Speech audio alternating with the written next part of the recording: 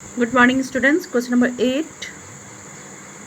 R Limited offered 20 lakhs 10% debentures of rupees 200 each at a discount of 7%, redeemable at premium of 8% after 9 years. Record necessary entries to the books of R Limited. अब देखिए R Limited ने 20 lakhs 10% debentures issue कर रहे हैं. कितने पे? 200 rupees है. But उन्होंने क्या दे रखा है? 7% डिस्काउंट में वो इशू कर रहे हैं. साथ ही साथ वो बता रहा है कि आफ्टर 9 ईयर्स के बाद वो रिडीम कितने पे कर रहा है? प्रीमियम पे. देखिए जब डिबेंचर की बात आती है तो डिबेंचर एक तरफ से लोन ही होता है कंपनी के लिए. ठीक है, डिबेंचर इशू करके कंपनी क्या करती है?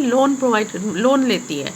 अब पहले तो आपकी क्या होती है? एंट्रीज जो होती है वो इशू करने की एंट्री होती है, डिबेंचर इशू करके, और हम क्या करते हैं? पैसे रिसीव करते हैं. ठीक है, बट क्योंकि वो एक तरफ से लोन ही है, कंपनी को चुकाना है, तो जितने भी ईयर्स का उन्होंने बॉन्ड साइन किया हुआ है, 5 ईयर्स, 9 ईयर्स, 10 ईयर्स, तो उसके बाद तो उनको वो प्रिंसिपल अमाउंट लौटाना है.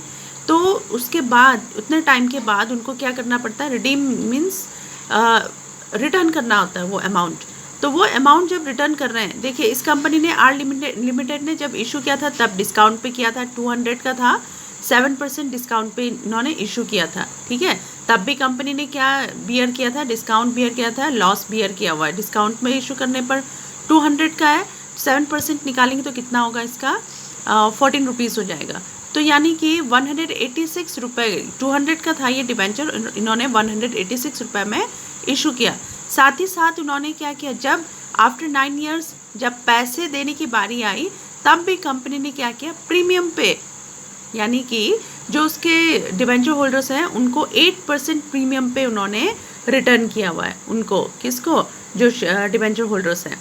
तो कंपनी को इसमें भी क्या करना पड़ रहा है? लॉस झेलना पड़ रहा है. तो 8% 200 का कितना हो गया? 16 रुपीज़. 16 रुपीज़ ज़्यादा, यानी कि 216 पे कर रहे हैं जब रिटर्न करना था, और जब अपने आप लेना था तब कितने में लिया? 186 में. तो देखिए कितना 30 रुपीज़ का कंपनी को क्या हो रहा है? लॉस हो रहा है. तो अब हमने इसकी एंट्रीज, जनरल एंट्रीज करनी है, और जब इशू करने की एंट्री है तो वो हम यहाँ पर करेंगे. रिडीम की एंट्री हमें बोला नहीं है, तो इशू करने की एंट्री हम करते हैं.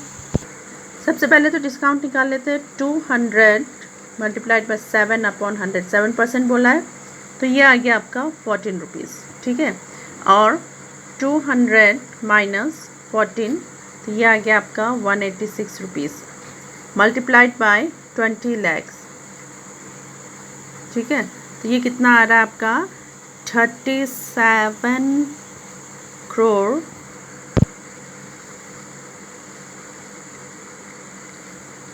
20 लैक्स.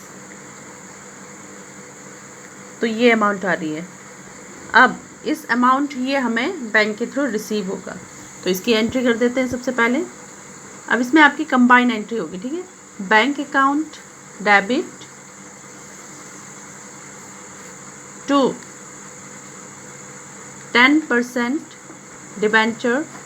एप्लीकेशन के साथ ही साथ हम अलॉटमेंट की भी एंट्री कर देते हैं. Application 10% debenture application and allotment account. और अमाउंट कितने आ जाएगी? ये वाली, क्योंकि हम डिस्काउंट पे इशू कर रहे हैं. तो 37 करोड़ 20 लैक्स, 37 करोड़ 20 लैक्स. ठीक है, अब नरेशन लिख दीजिए. बीइंग 10% डिबेंचर, तो ये हो गया being 10% debenture application and allotment received. ठीक है, अब क्या करेंगे? ट्रांसफ़र करने की एंट्री करेंगे.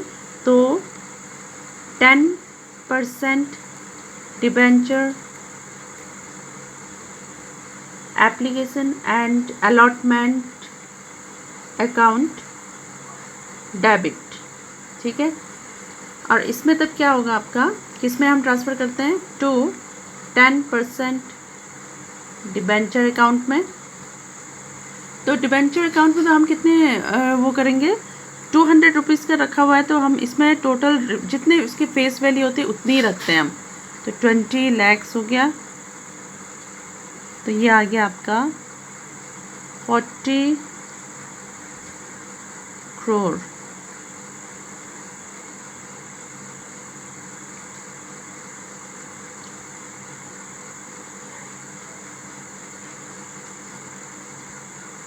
हो गया 40 करोड़। अब इसमें हमने क्या किया हुआ है, डिस्काउंट प्रोवाइड किया हुआ था 14 रुपीज़ का डिस्काउंट, तो वो भी हम शो कर देते हैं। Discount on issue of 10% debenture account debit. कितने रुपीज़ का डिस्काउंट है, 14 का। 14 मल्टीप्लाइड बाय 14 मल्टीप्लाइड बाय जितने उन्होंने डिबेंचर्स इशू किए हैं 20 लैक्स, तो कितने आ गए ये आपके डिस्काउंट में आ रहे हैं 14 टू जो 28,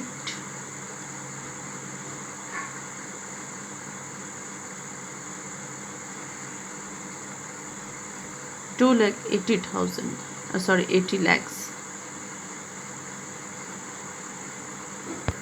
ठीक है, डिस्काउंट पे हमने कर दिया इसको इशू। साथ ही साथ ये क्या कह रहे हैं कि 8% रिडीमेबल के टाइम पे जब रिडीम करेंगे तब भी वो 8% क्या करेंगे, प्रीमियम देंगे। तो ये भी कंपनी के लिए तो लॉस है, हम कंपनी के व्यू पॉइंट से एंट्रीज करते हैं, तो ये भी हमारे लिए फिर लॉस हो गया। तो इसका क्या, जब प्रीमियम पे इशू रिडीम कर रहे हैं तो हम क्या करेंगे, टू प्रीमियम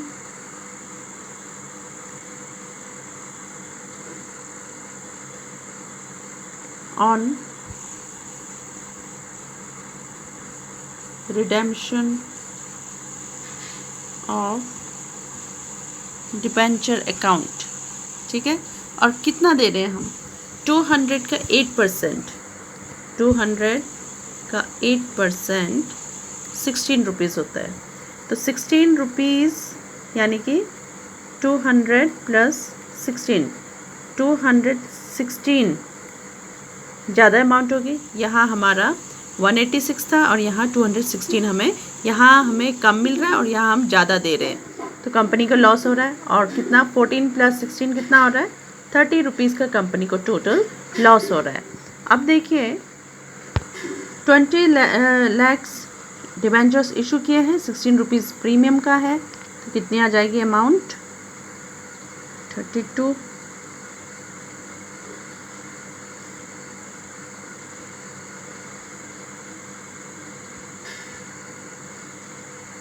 $3 करोड़ 20 लैक्स। ठीक है, ये प्रीमियम पे कर रहे हैं। जब पे करने का टाइम होगा आफ्टर 9 ईयर्स तो ये प्रीमियम पे करेंगे। अब देखिए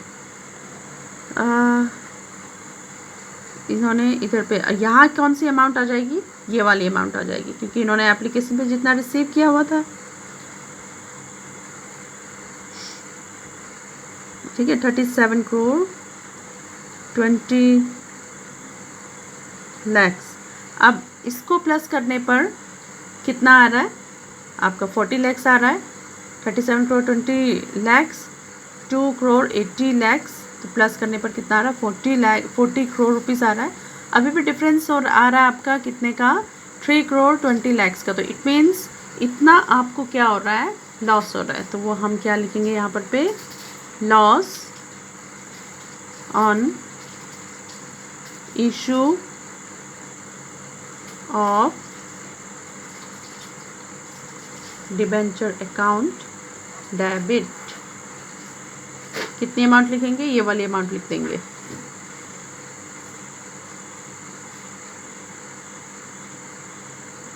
इतनी अमाउंट से हमारा डिफरेंस क्रिएट हो रहा था, तो अब ये हो गया कंप्लीट आपका। तो यहाँ लिख दीजिए नरेशन बीइंग